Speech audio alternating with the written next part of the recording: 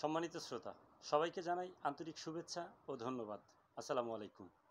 আজ আমি আলোচনা করব এমন একটি বিষয় নিয়ে যা আমাদের দেশের ভবিষ্যৎ, গণতন্ত্র ও জনগণের অধিকার সব কিছুর সঙ্গে অঙ্গাঙ্গিকভাবে জড়িত। বিষয়টি হলো বর্তমান বাংলাদেশের রাজনৈতিক পরিস্থিতি, সংকট, সম্ভাবনা এবং আমাদের করণীয় কী। আমরা একটি রূপান্তরকালীন সময় পার করছি। গত এক বছরে বাংলাদেশে যেসব ঘটনা ঘটেছে সেগুলো শুধু দেশের অভ্যন্তরে নয়, আন্তর্জাতিক পরিসরেও ব্যাপক প্রতিক্রিয়া সৃষ্টি করেছে। এই পরিবর্তনগুলো কোথা থেকে শুরু হলো, কিভাবে এগুলো গড়ে উঠল এবং আগামী দিনে আমাদের জন্য কি অপেক্ষা করছে, এসব প্রশ্নের উত্তর খুঁজে বের করাই হবে আজকের আলোচনার মূল লক্ষ্য। আসুন তাহলে শুরু করা যাক। গণবিক্ষোভ ও রাষ্ট্রীয় প্রতিক্রিয়া। 2024 সালের মাঝামাঝি সময় সরকারি চাকরিতে কোটা সংস্কারের দাবিতে শিক্ষার্থীদের নেতৃত্বে একটি গণবিক্ষোভ সূচনা হয়। কয়েক দিনের মধ্যে আন্দোলন ছড়িয়ে পড়ে সারা দেশে, কিন্তু সরকার এই বিক্ষোভকে দমন করার সিদ্ধান্ত নেন। যা ঘটেছিল, হাজার হাজার মানুষ রাজপথে নামেন, শত শত মানুষ আহত হন, নিহত হন। অনেকে এই ঘটনাকে বাংলাদেশের জুলাই গণহত্যা বলেছেন। জনগণের এই প্রতিরোধের মুখে প্রধানমন্ত্রী শেখ হাসিনা 2024 সালের 5 আগস্ট দেশ ত্যাগ করেন। এরপর রাষ্ট্র ক্ষমতায় আসে একটা অন্তর্বর্তীকালীন সরকার, যার নেতৃত্বে থাকেন ডক্টর মোহাম্মদ ইউনূস।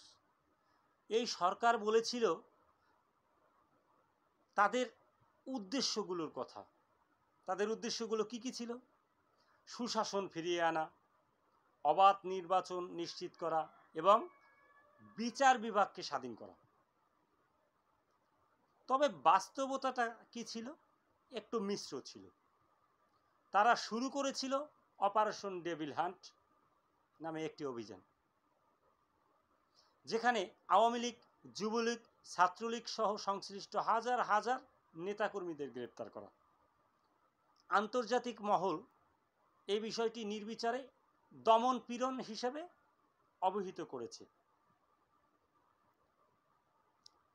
এরপর আওয়ামী লীগের নিষিদ্ধকরণ ও রাজনৈতিক অসন্তোষ। মে 2025 একটি গুরুত্বপূর্ণ মোড়। অন্তর্বর্তী সরকার আওয়ামী লীগের নিবন্ধন বাতিল করে এবং দলটিকে নিষিদ্ধ ঘোষণা করে। এরপর থেকেই রাজনৈতিক ভারসাম্য ভেঙে পড়ে। অনেকে বলছেন এটি গণতন্ত্র প্রতিষ্ঠার বদলে প্রতিশোধমূলক রাজনীতির উদাহরণ। আবার অনেকে বলেন এটি জনগণের দীর্ঘদিনের দাবির প্রতিফলন।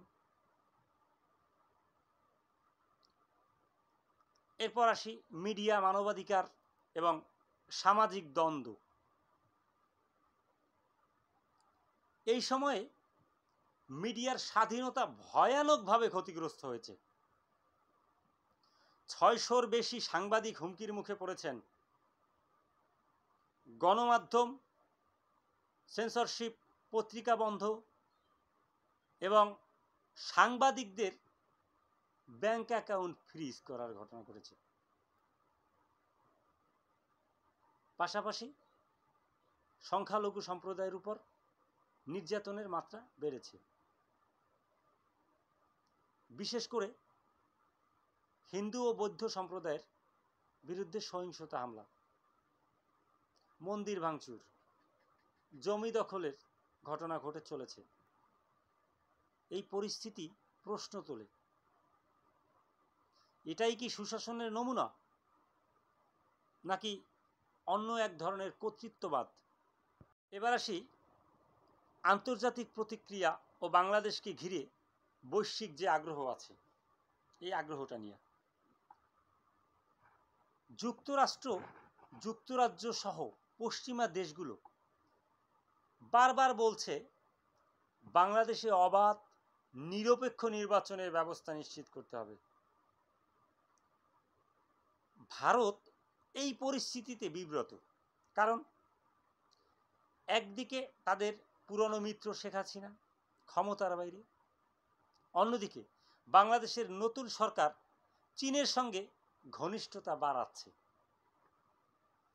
চীন ও পাকিস্তান এই পরিবর্তনকে স্বাগত জানিয়েছে, যা দক্ষিণ এশিয়ার একটি নতুন ভূ রাজনৈতিক বাস্তবতা তৈরি করছে।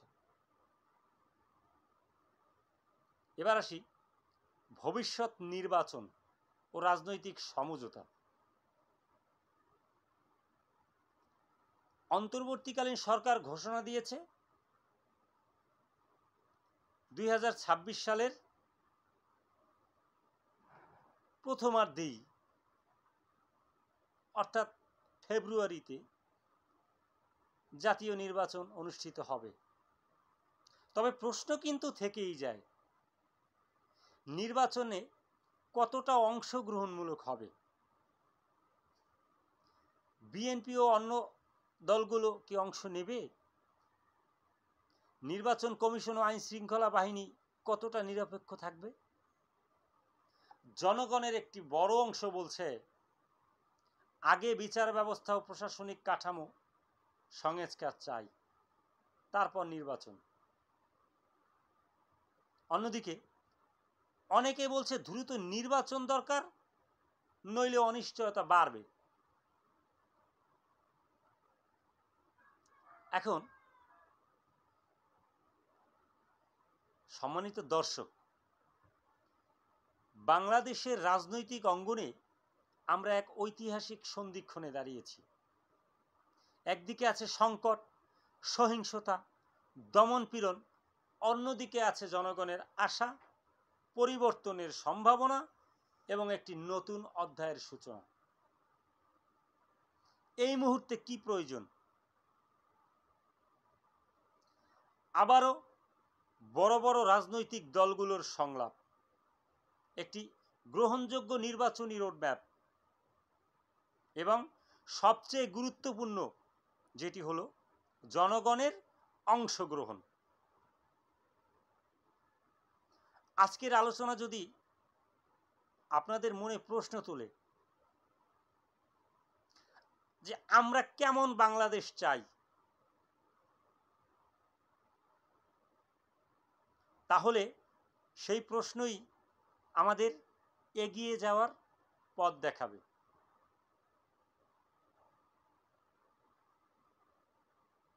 অসংখ্য অসংখ্য ধন্যবাদ সবাইকে।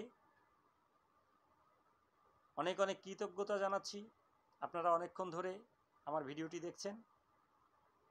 ভিডিওটি ভালো লাগলে লাইক, কমেন্ট ও শেয়ার করবেন এবং আমার চ্যানেলটিকে সাবস্ক্রাইব করবেন, আমার পেজটিকে ফলো দিবেন।